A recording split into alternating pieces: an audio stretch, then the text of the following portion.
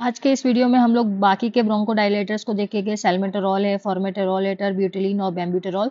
सैल्ब्यूटामॉल हम लोगों ने कल देख लिया था, तो जो लोगों ने नहीं देखा है वो ऑब्वियसली चेकआउट कर सकते हैं वो वाला यूट्यूब शॉर्ट।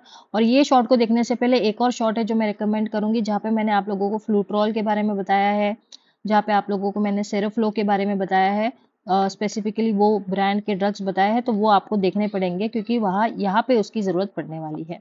अब जब मैं बात करती हूँ सैल्मेटेरॉल के बारे में, तो सबसे पहली चीज़ होती है कि ये लॉन्ग एक्टिंग कैटेगरी का है।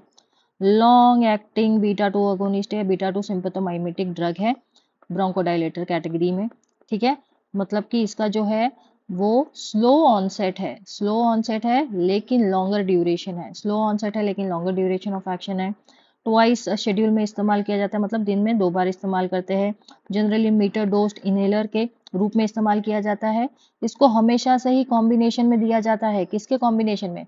अब यहाँ पे आप लोग याद करो कि मैंने जो आपको दिखाया था वो सैल्मेटेरॉल था।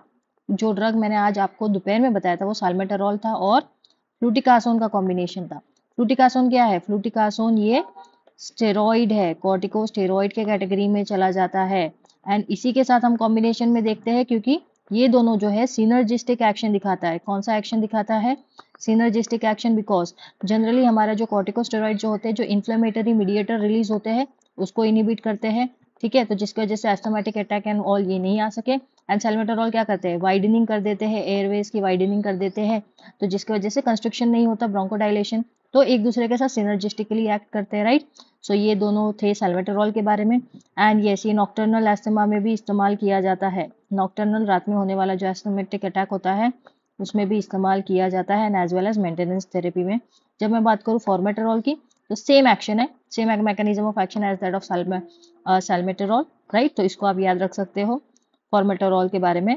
अगेन इन दोनों के जो एडवर्स इफेक्ट है वो सेम है, सेम एडवर्स इफेक्ट है as that of salbutamol. Salbutamol में जो एडवर्स इफेक्ट है same to same adverse effect इसके भी मिलेगी आपको। नेक्स्ट चीज जब मैं बात करूँ टर्ब्यूटेलिन की एंड बेंब्यूटेरॉल की, तो बेंब्यूटेरॉल जो है वो टर्ब्यूटेलिन का प्रो ड्रग है।